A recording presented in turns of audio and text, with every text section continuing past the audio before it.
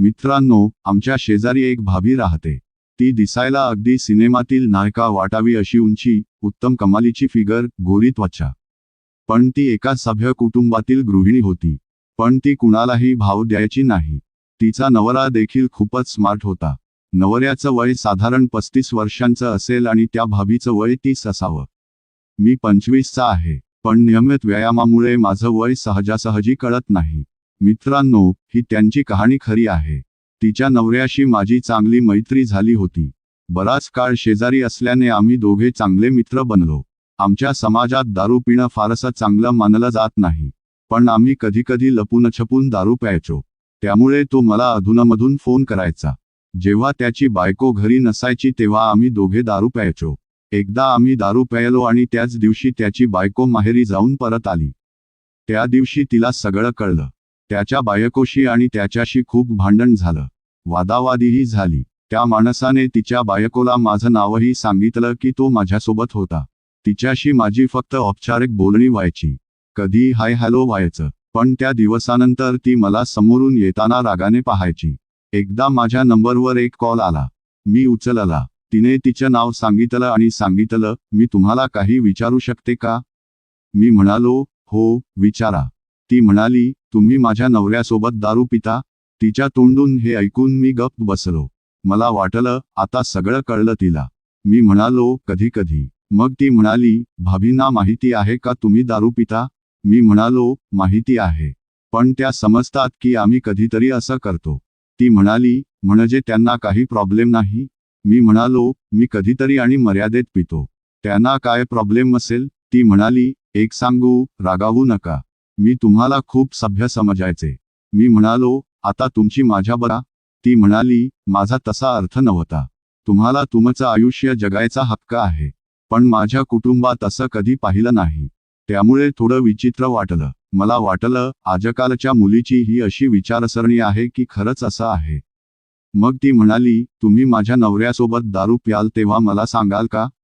तिचं मन राखण्यासाठी मी हो म्हणालो. तिने मला थँक्स सांगितलं आणि फोन ठेवला. मी तिचा नंबर सेव्ह केला. दुसऱ्या दिवशी तिने तिच्या स्टेटसवर एक फोटो टाकला. मी त्या फोटोवर कमेंट केलं, कमाल. रात्री तिचा रिप्लाय आला, थँक्स. असंच काही दिवस चाललं. ती फोटो टाकायची, मी चांगल्या कमेंट्स करायचो. एकदा तिने गुड मॉर्निंगचा मेसेज पाठवला. मीही उत्तर दिलं. असंच काही दिवस आमची चॅटिंग चालली. एकदा मी तिला म्हणालो, तू खूप छान दिसतेस. ती म्हणाली, कुठून? मी म्हणालो, तू तर सगळीकडून छान दिसतेस. ती आपापासून तूवर आली आणि म्हणाली, अच्छा, तुला काय आवडतं? मी धाडस करून म्हणालो, तू खूप सुंदर दिसतेस. तू खूप गोड आहेस. तिने लववाला इमोजी पाठवला. मला वाटलं, तिलाही काहीतरी इंटरेस्ट आहे. मग आमची रोज चॅटिंग व्हायला लागली. बोलता बोलता आमची चॅट वेगळ्याच बोलण्याकडे पोहोचली. मी तिला भेटण्याबद्दल बोललो. पण आमचं शहर छोटं आहे. इथे भेटणं खूप कठीण होतं. कोणी पाहिलं तर खूप बदनामी होऊ शकते. पण एकदा संधी मिळाली. तिचे घरचे सगळे बाहेर गेले होते. ती मुलांच्या परीक्षेमुळे जाऊ शकली नाही. तिने सकाळी मला कॉल केला आणि सांगितलं, आज घरी कोणी नाही. मी लगेच समजलो. मी ऑफिससाठी तयार होऊन घरातून निघालो. गल्लीबाहेर बाईक पार्क केली आणि तिच्या घरासमोर गेलो. तिचं दार उघडं होतं. मी पटकन आत गेलो. आज जाताच मी तिला मिठीत घेतलं आणि म्हणालो, आज तो दिवस आला ज्याची वाट पाहत होतो. तिनेही प्रेमाने मिठी मारली आणि म्हणाली, कॉफी घेशील? मी म्हणालो, आज तर दूध पिणार. ती पाहत म्हणाली, अच्छा. मी तिला उचलून सोफ्यावर ठेवलं. तिथे मी तिला किस दिलं आणि तिच्या व्यक्तिमत्वाला हाताने सुंदर वेळेचा अनुभव देऊ लागलो. ती म्हणाली, इथे नाही, बेडरूममध्ये चल. मला माहिती होतं, वेळ खूप कमी आहे. कोणी येऊ शकतं. मी पटकन बेडरूममध्ये गेलो आणि तिला मोकळं केलं. आणि मीही मोकळा झालो. ती एकदम परी सारखी दिसत होती. तिच्या जीवनाचे दरवाजे माझ्यासमोर होते. मी तिच्या जीवनाला तोंडाने सुंदर वेळेचा अनुभव देऊ लागलो. ती खूप प्रभावित होत होती. ती म्हणाली, प्लीज आता जास्त वेळ लावू नकोस. मला सुंदर वेळेचा अनुभव दे. मीही विचार केला, कोणी येऊ नये. मी तिच्या जीवनात माझी भावना टाकली आणि सुंदर वेळेचा अनुभव देऊ लागलो. हा सुंदर वेळेचा अनुभव साधारण 5 मिनिटं चालला. मी जास्त सुंदर वेळेचा अनुभव देऊ शकलो नाही आणि तिच्या जीवनातच रंगाच्या 5-6 पिचकाऱ्या सोडल्या. तिनेही नेमकं एकदा रंग सोडला होता. तिला या सुंदर वेळेच्या अनुभवात मजा आली. मलाही तिच्याबरोबर सुंदर वेळेचा अनुभव घेऊन आनंद मिळाला. मग आम्ही अर्धा तास पडलो. थोड्या वेळाने माझी भावना दाटून येऊ लागली. मी तिला तोंडाने सुंदर वेळेचा अनुभव द्यायला सांगितलं. मग ती भावनेला सुंदर वेळेचा अनुभव देऊ लागली. यावेळी ती म्हणाली, मी वरून तुला सुंदर वेळेचा अनुभव देईल. ती वर येऊन भावना जीवनात टाकली आणि सुंदर वेळेचा अनुभव देऊ लागली. मला जाणवलं की माझ्या भावनेतून रंगाची पिचकारी निघणार आहे. तेव्हा मी थांबलो आणि मी म्हणालो, माझा होणार आहे. ती म्हणाली, माझ्या जीवनातच रंग भर. मग मी काही वेळातच तिच्या जीवनात रंगाच्या 5-6 पिचकाऱ्या सोडल्या. अशा रीतीने मी दोनदा सुंदर वेळेचा अनुभव घेतला. तिच्या मुलांचा शाळेतून येण्याचा वेळ होत होता. मी म्हणालो, आणखी एकदा सुंदर वेळेचा अनुभव होऊन जाऊ दे. ती म्हणाली, मुलांचा शाळेतून येण्याचा वेळ होईल आणि कोणीही येऊ शकतं. पुन्हा कधीतरी सुंदर वेळेचा अनुभव घेऊ. त्या रात्री मी घरी परतलो. पण माझं मन अजूनही तिच्या घरातच अडकलेलं होतं. तिच्या डोळ्यांमधली ती चमक, तिचं हसणं आणि त्या क्षणांचा तो सुंदर अनुभव. सगळं कसं स्वप्नवत वाटत होतं. पण त्याचबरोबर मनात एक भीतीही होती. आमच्या छोट्या शहरात गप्पांचा वेग हा वाऱ्यापेक्षा जास्त असतो. जर कोणाला काही कळलं तर माझ्या बायकोला, तिच्या नवऱ्याला किंवा कोणाला तरी जर याची खबर लागली तर काय होईल? पण त्या रात्री त्या विचारांना मी बाजूला ठेवलं आणि त्या सुंदर वेळेच्या अनुभवाचा विचार करत झोपी गेलो. सकाळी उठलो तेव्हा माझ्या मोबाईलवर तिचा मेसेज होता. Good morning. कालचं सगळं खरंच खूप छान होतं. पण काळजी घे. कोणाला काही कळायला नको. मी हसत हसत रिप्लाय केला, गुड मॉर्निंग भाभी. काळजी नको. मी सगळं सांभाळतो. पुन्हा कधी भेटायचं? तिने ताबडतोब उत्तर दिलं, लवकरच. पण आता थोडं थांब. माझ्या नवऱ्याची नजर माझ्यावर आहे. त्या मेसेजने मला थोडं टेन्शन आलं. तिचा नवरा माझा मित्र. जर त्याला काही शंका आली तर? पण मी स्वतःला समजावलं की तो माझ्यावर विश्वास ठेवतो. आम्ही वर्षानुवर्षे मित्र आहोत. त्याला काय शंका येणार? तरीही मी ठरवलं की थोडे दिवस शांत राहावं. पण माणसाचं मन कसं असतं? जे नको ते जास्त हवं वाटतं. तिच्या मेसेजेसने माझं मन पुन्हा पुन्हा तिच्याकडे खेचलं. ती अधूनमधून फोटो पाठवायची. कधी साडीत, कधी जीन्समध्ये. आणि प्रत्येक फोटो पाहून माझं मन धडधडायचं. एकदा तिने रात्री उशिरा मेसेज केला, तुझ्या बायकोला कधी शंका येत नाही का? मी हसत उत्तर दिलं, ती मला ओळखते. मी कधीच तिला काही कळू देत नाही. ती म्हणाली, हम्म, तू तर खूपच हुशार आहेस. पण मला सांग, तुला माझ्याबद्दल काय वाटतं? मी थोडं धाडस करून लिहिलं, तू माझ्यासाठी एक स्वप्न आहेस. तुझ्यासारखी कोणीच नाही. तिने हॉट इमोजी पाठवले आणि लिहिलं, तुझं बोलणं पण तुझ्यासारखंच गोड आहे. असं काही दिवस गेले. आमची चॅटिंग वाढत गेली. पण मला जाणवत होतं की ती काहीतरी लपवते. तिचे मेसेजेस कधी खूप उत्साही असायचे तर कधी ती अचानक गायब व्हायची. एकदा रात्री तिने मला कॉल केला. तिचा आवाज थोडा घाबरलेला वाटला. राजेश, तुला एक गोष्ट सांगायची आहे. ती म्हणाली. मी उत्सुक होऊन म्हणालो, सांग ना. काय झालं? ती म्हणाली, आता नाही. उद्या भेटूया. पण कुठेतरी लांब, जिथे कोणी आपल्याला पाहणार नाही.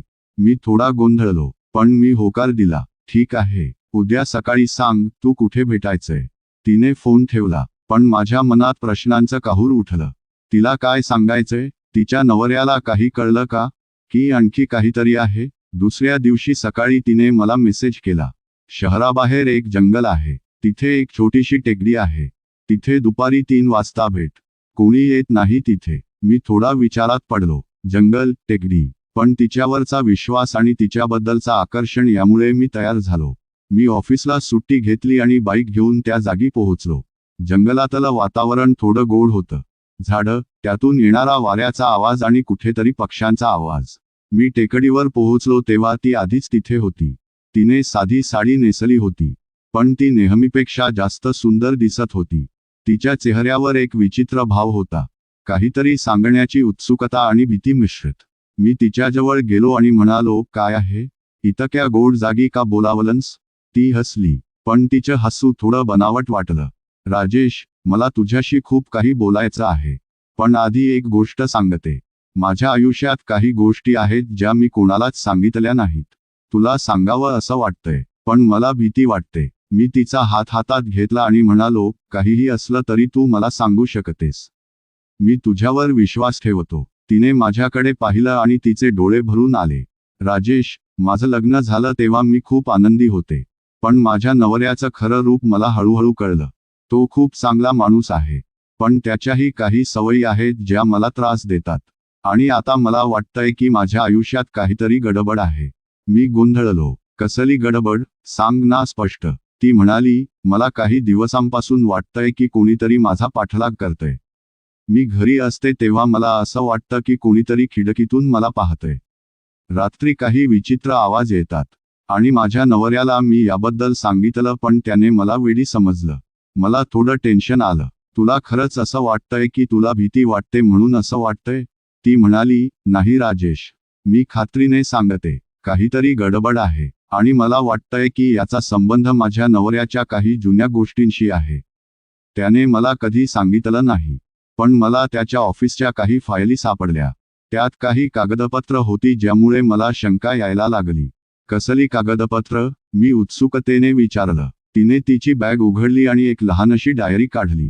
ही पहा, ती म्हणाली. ही माझ्या नवऱ्याची आहे. मी त्याच्या कपाटात शोधताना सापडली. यात काही नावं, काही तारखा आणि काही रकमांचा उल्लेख आहे. मला वाटतंय की याचा संबंध त्याच्या ऑफिसच्या काही गैरव्यवहारांशी आहे. मी डायरी हातात घेतली. ती जुनट दिसत होती आणि त्यातली काही पानं पिवळी पडली होती. मी ती उघडली आणि काही नावं वाचली. त्यात काही मला ओळखीची वाटली पण काही पूर्णपणे अनोळखी होती. तुझ्या नवऱ्याला याबद्दल काही माहिती आहे का? मी विचारलं. ती म्हणाली, नाही. मी त्याला काही सांगितलं नाही. मला भीती वाटते की जर त्याला कळलं तर तो मला काहीतरी करेल. माझ्या मनात शंकेचं वादळ उठलं. माझा मित्र जो मला इतका जवळचा वाटायचा, तो असा काही करू शकतो? की ती फक्त घाबरली आहे? मी तिला शांत केलं आणि म्हणालो, काळजी नको. मी तुझ्यासोबत आहे. आपण याचा शोध घेऊ. पण तू मला सगळं खरं सांगितलं पाहिजे. तुझ्या नवऱ्याच्या ऑफिसबद्दल तुला आणखी काय माहिती आहे? तिने थोडा विचार केला आणि सांगायला सुरुवात केली. तिचा नवरा एका मोठ्या कंपनीत मॅनेजर होता. त्याचं काम बऱ्यापैकी चांगलं होतं. पण गेल्या काही वर्षात त्याने खूप पैसा कमावला होता ज्याचा हिशोब तिला कधीच कळला नाही. ती म्हणाली, त्याच्या ऑफिसमधल्या काही लोकांशी त्याचं काहीतरी गुपित आहे. मी एकदा त्याला फोनवर कोणाशी तरी बोलताना ऐकलं. तो खूप घाबरलेला होता. त्याने काही डील आणि पेमेंट याबद्दल बोललं. आता मला खरंच काहीतरी गडबड आहे असं वाटायला लागलं. मी तिला म्हणालो, ठीक आहे. आपण याचा शोध घेऊ. पण आता आपण इथून निघूया. येथे जास्त वेळ थांबणं सुरक्षित नाही. ती मान हलवून म्हणाली, हो चला. आम्ही टेकडीवरून खाली उतरलो आणि जंगलातून बाहेर पडलो. मी तिला तिच्या घरापाशी सोडलं आणि घरी परतलो. पण माझं मन शांत नव्हतं. त्या डायरीतलं काहीतरी मला अस्वस्थ करत होतं. रात्री मी ती डायरी उघडली आणि त्यातली काही नावं पुन्हा वाचली. त्यात एक नाव मला खूप परिचित वाटलं. ते नाव होतं माझ्या एका जुन्या मित्राचं जो आता शहरात राहत नव्हता. पण त्याचं नाव त्या डायरीत का? आणि त्याचा तिच्या नवऱ्याशी काय संबंध? मी तिला मेसेज केला, त्या डायरीतलं एक नाव मला ओळखीचं वाटतंय. उद्या भेटूया. आपण याबद्दल बोलू. तिने ताबडतोब उत्तर दिलं, ठीक आहे. पण काळजी घे. मला वाटतंय कोणीतरी आपल्यावर नजर ठेवतंय. त्या रात्री मला झोप लागली नाही. माझ्या मनात प्रश्नांचं काहूर उठलं होतं. तिच्या नवऱ्याचं खरं रूप काय आहे? ती डायरी काय लपवते? आणि कोण आहे तिचा पाठलाग करणार? पण मला काय माहिती होतं की ही फक्त सुरुवात होती. यापुढे काहीतरी खूप मोठं आणि धोकादायक माझी वाट पाहत होतं. मित्रांनो, पुढील काही दिवस मी आणि ती आता तिचं नाव सांगतो. तिचं नाव आहे प्रिया. रोज मेसेजवर बोलायचो. पण तिच्या बोलण्यातली भीती आणि अस्वस्थता मला जाणवत होती. ती सतत सांगायची की तिला कोणीतरी फॉलो करतंय. एकदा ती मार्केटमधून परत येताना तिला एक काळी कार मागे लागली होती. तिने मला त्या कारचा नंबर पाठवला. पण जेव्हा मी तो तपासला तेव्हा तो नंबर कुठेही रजिस्टर नव्हता. मला वाटलं, कदाचित ती जास्त विचार करते. पण तरीही मी तिला सांगितलं, प्रिया, तू काळजी घे. आणि काहीही विचित्र वाटलं तर मला लगेच सांग. एकदा रात्री मला तिचा कॉल आला. ती खूप घाबरली होती. राजेश, माझ्या घराबाहेर कोणीतरी आहे. मी खिडकीतून पाहिलं. एक माणूस माझ्या घराकडे बघत होता. त्याने काळी टोपी घातली होती. मी तिला म्हणालो, घाबरू नको. मी आता येतो. ती खूप घाबरली होती. राजेश, माझ्या घराबाहेर कोणीतरी आहे. मी खिडकीतून पाहिलं. एक माणूस माझ्या घराकडे बघत होता. त्याने काळी टोपी घातली होती. मी तिला म्हणालो, घाबरू नको. मी आता येतो. मी बाईक घेतली आणि तिच्या घराकडे निघालो. पण जेव्हा मी तिथे पोहोचलो तेव्हा कोणीच नव्हतं. प्रियाने मला आत बोलावलं आणि म्हणाली, मला खरंच वाटलं कोणीतरी आहे. मला वेळ लागलं का? मी तिला धीर दिला आणि म्हणालो, नाही, तू ठीक आहेस. पण आपल्याला सावध राहावं लागेल. त्या रात्री मी तिच्या घरी थांबलो. आम्ही बराच वेळ बोललो. तिने मला तिच्या नवऱ्याबद्दल आणखी सांगितलं. त्याचं नाव होतं विक्रम. तो एका मोठ्या कंपनीत काम करायचा. पण त्याच्या कामाचे स्वरूप तिला कधीच पूर्णपणे कळलं नव्हतं. ती म्हणाली, तो कधीकधी रात्री उशिरा घरी यायचा आणि त्याच्या फोनवर कोणाशी तरी गुपचूप बोलायचा. एकदा मी त्याला विचारलं तर तो खूप रागावला. मी तिला ती डायरी पुन्हा दाखवायला सांगितली. आम्ही ती डायरी उघडली आणि त्यातली काही पानं वाचली. त्यात काही बँक खात्यांचे तपशील, काही मोठ्या रकमांचे व्यवहार आणि काही कोडवर्ड होते. एका पानावर लिहिलं होतं, project dark moon, deal final, 50 lakh, deadline September 20. मी प्रियाला विचारलं, हा प्रोजेक्ट डार्क मून काय आहे? ती म्हणाली, मला काहीच माहिती नाही. पण मला वाटतं याचा संबंध त्याच्या ऑफिसच्या काही गैरकृत्यांशी आहे. मी ठरवलं की याचा शोध घ्यायला हवा. पण मला माहिती होतं की हे काम सोपं नाही. विक्रम माझा मित्र आहे. पण जर त्याचं खरं रूप असं असेल तर मला सावध राहावं लागेल. मी प्रियाला म्हणालो, आपण हळूहळू याचा शोध घेऊ. पण तू कोणालाही याबद्दल सांगू नको. आणि तुझी डायरी लपून ठेव. ती म्हणाली, ठीक आहे. पण मला तुझ्यावर पूर्ण विश्वास आहे राजेश. काही आठवड्यांनंतर प्रिया आणि माझी भेट आता नियमित होऊ लागली होती. पण आम्ही खूप काळजी घ्यायचो. आम्ही नेहमी शहराबाहेर भेटायचो जिथे कोणी ओळखणार नाही. एकदा आम्ही एका छोट्या हॉटेलमध्ये भेटलो. तिथे तिने मला एक नवीन गोष्ट सांगितली. राजेश, मला काल रात्री एक मेसेज आला. कोणीतरी अनोळखी नंबरवरून मला धमकी दिली. त्यात लिहिलं होतं, तुझ्या नवऱ्याला सांग तो गप्प बसेल तर बरं. मी थोडा गोंधळलो. हा मेसेज कोणी पाठवला असेल? ती म्हणाली, मला नाही माहिती. पण मला वाटतंय याचा संबंध त्या डायरीशी आहे. मी तिला तो नंबर दाखवायला सांगितलं. मी तो नंबर तपासला. पण तोही रजिस्टर नव्हता. आता मला खात्री झाली की काहीतरी खूप मोठं चाललंय. मी माझ्या एका जुन्या मित्राला जो पोलिसांमध्ये होता त्याला फोन केला. त्याचं नाव होतं संजय. मी त्याला सगळं सांगितलं पण डायरीचा उल्लेख केला नाही. मी फक्त विचारलं, विक्रमच्या ऑफिसबद्दल काही माहिती आहे का? संजय म्हणाला, विक्रमची कंपनी खूप मोठी आहे. पण त्यांच्यावर काही गैरव्यवहारांचे आरोप आहेत. तू कशाला विचारतोय? मी म्हणालो, असंच जरा कुतूहल होतं. पण मला माहिती होतं की आता मला खूप सावधपणे पावलं टाकावी लागतील. एका रात्री मला प्रियाचा कॉल आला. ती रडत होती. राजेश, विक्रम घरी आला आणि त्याने मला खूप मारलं. त्याला डायरीबद्दल कळलंय. तो म्हणाला की मी जर कोणाला काही सांगितलं तर मला आणि तुला दोघांना मारून टाकेल. मी तिला शांत करत म्हणालो, प्रिया, तू घाबरू नको. मी आता येतो. पण तिने मला थांबवलं. नको, तू आता येऊ नको. तो घरी आहे आणि मला वाटतंय त्याच्याकडे कोणीतरी आहे. मी त्यांना बोलताना ऐकलं. ते काहीतरी मोठ्या डीलचं बोलत होते. मी तिला म्हणालो, ठीक आहे. तू स्वतःची काळजी घे. मी उद्या सकाळी येईन. पण त्या रात्री मला झोप लागली नाही. माझ्या मनात एकच विचार होता. विक्रम काय लपवतोय? आणि त्या डायरीत असं काय आहे ज्यामुळे तो इतका घाबरला आहे? दुसऱ्या दिवशी सकाळी मी प्रियाला फोन केला. पण तिचा फोन बंद होता. मी तिच्या घरी गेलो. पण दाराला कुलूप होतं. मी आजूबाजूच्या लोकांना विचारलं. पण कोणालाच काही माहिती नव्हतं.